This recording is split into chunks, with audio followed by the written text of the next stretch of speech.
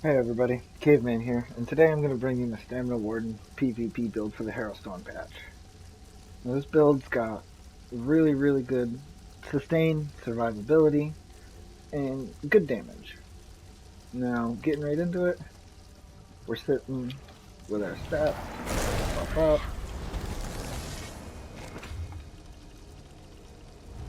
We're sitting at 32k max stam, 19k max health, 2k recuv, almost 4k weapon damage, 40% crit, almost 21k physical and spell resist, 2.7k crit resist, 64 points in the stand, the warrior, dubious, and we are a Nord for this build.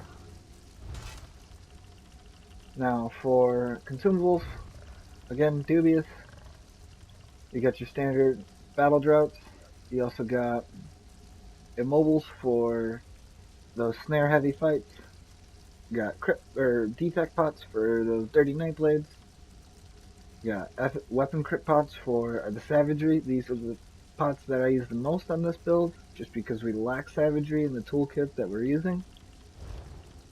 Now going into weapons, we got Hircine's Greatsword, sharpened. Now if you run a Greatsword, I recommend sharpened. If you run a maul, I recommend nern. Just whatever your preference is, you could run either or. They both do roughly the same damage output. Now for Hircine's, we got 126 recuv, a line of stam, another line of recuv. Reduce the cost of all of our abilities and group members' abilities by 4%. This set is our recovery set, and it just offers so much sustain with it. 4% may not seem like a lot, but it ends up being quite a bit of stamina regen.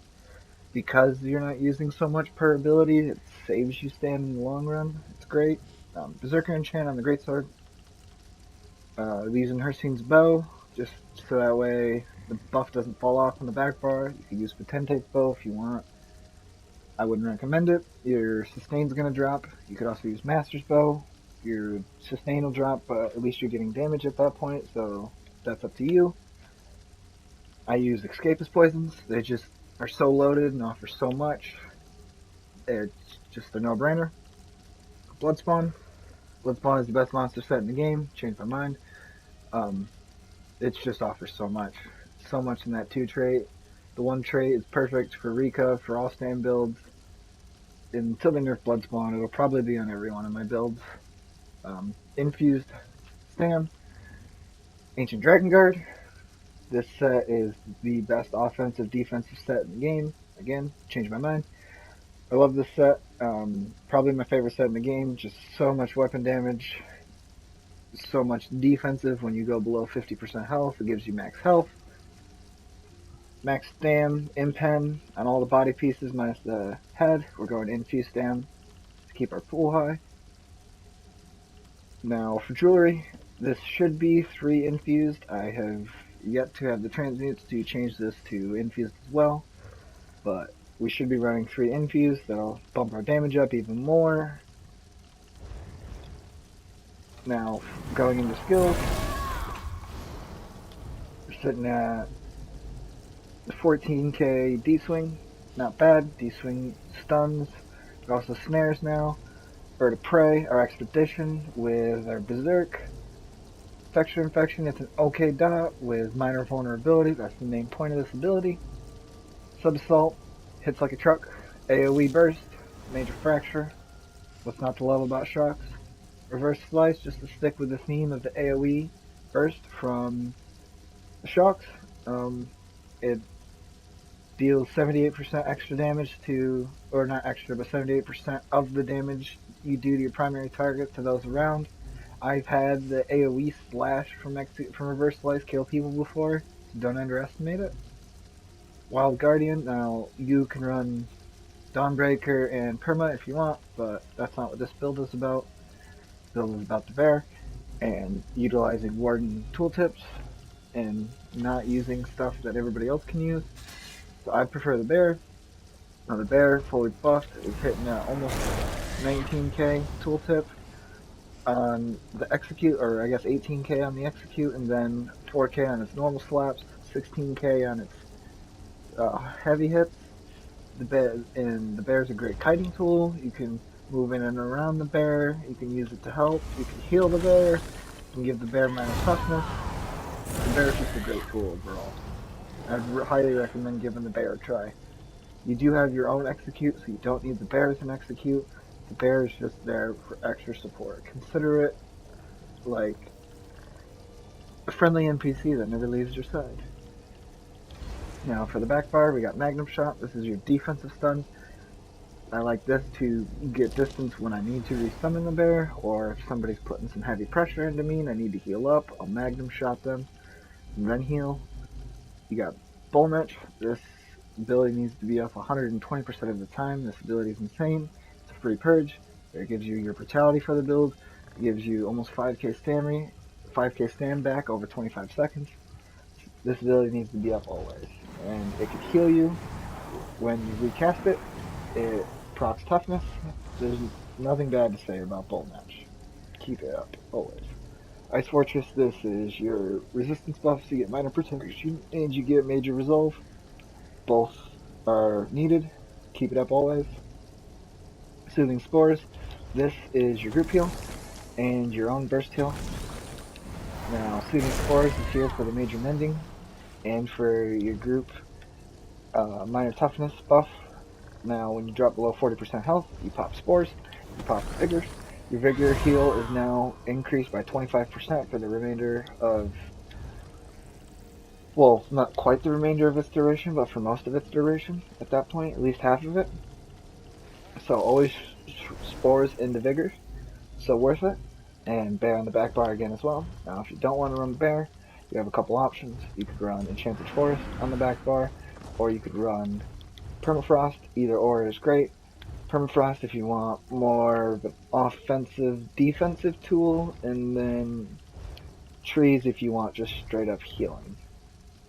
I'd recommend Enchanted Forest, just so that way this ability basically costs 70 ultimate instead of 20, because let's be real, if you're going to use Enchanted Forest, you're not going to use it on somebody who's at 75% health, you're going to use it at somebody who's below 50% or more, so might as well use Enchanted, get the ultimate back, and make this ability cost 70 instead of 90.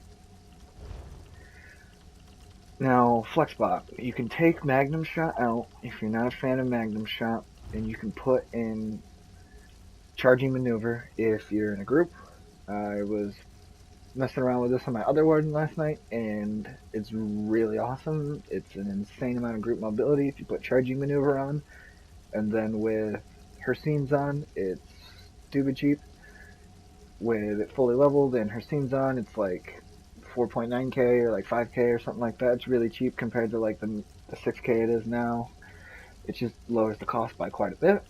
If you don't like Charging Maneuver, you could always go Caltrops is another way of group utility. If you're running by yourself, you could always go Shimmering Shield. Shimmering Shield will give you major heroism and you take damage from the bow ability. The only thing is with Shimmering is it is going to be an insane amount of strain on your mag pool. So at that point, you're going to have to give up your crit pots and you're going to have to run Tri-Stats. And I don't have any Tri-Stats at the moment, but that's what you would have to do if you wanted to run Shimmering Shield instead. Otherwise, you just don't have the mag to run Shimmering. Another ability that you can unlock if you want more heals is you can put Green Lotus on. That'll give you the crit that you get from your pots. So in that case, that allows you to run something else, like you could run your immobiles, you could run Tri-Stats if you have them.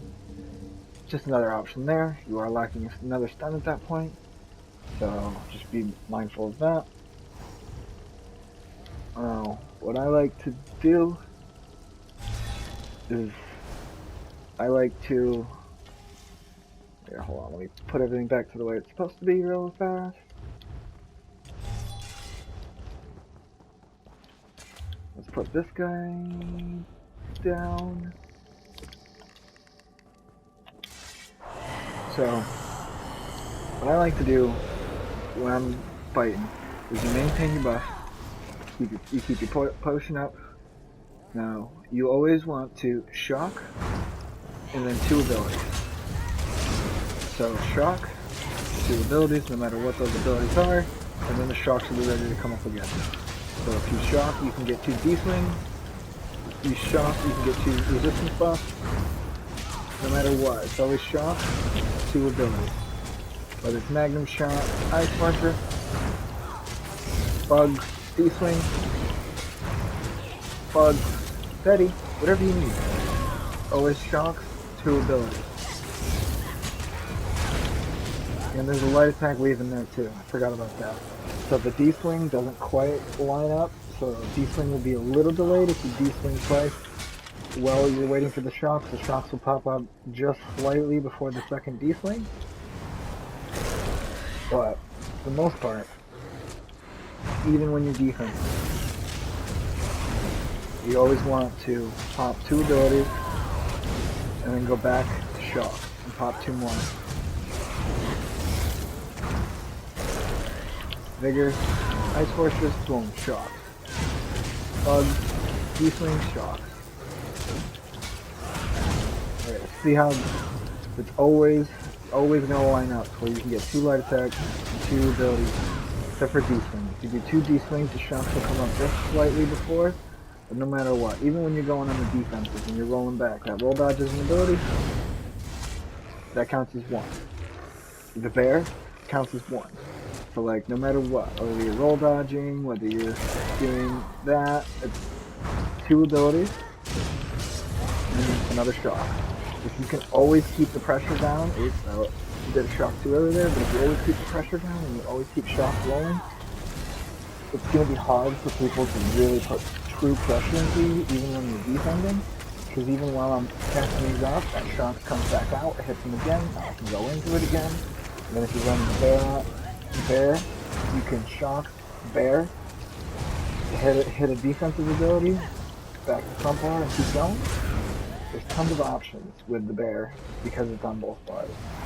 But the main, true, important thing when it comes to playing the Warden is learning how to always shock and then 2 abilities. And that will that will keep your success rate high, it'll keep your damage high, it'll keep the pressure off you. You just always want to make sure shock 2 abilities. I know I'm being a little redundant here, but I'm just trying to stress the importance of shock 2 abilities, shock 2 abilities, always. Even if you're on the defensive, shock 2 abilities. But alright, let's look into CP. So CP, we're sitting at 1 Cypher, 14 Sprinter, 14 Basher, 51 Warlord, 75 Moon, 27 Tenace, 51 Tumbling, 37 Shadow, 0 in the Apprentice, 81 Master of Arms, 37 Shattering Blows, 2 Physical, 34 Precise, 52 Piercing, 64 Mighty, 72 Iron, 47 Resistant, 49 Hardy, 49 Ellie, 26 Thick, 27 Quick Recove. Alright, and that about sums it up for the build video.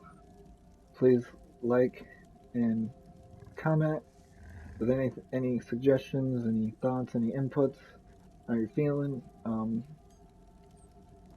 Thanks for watching. Peace.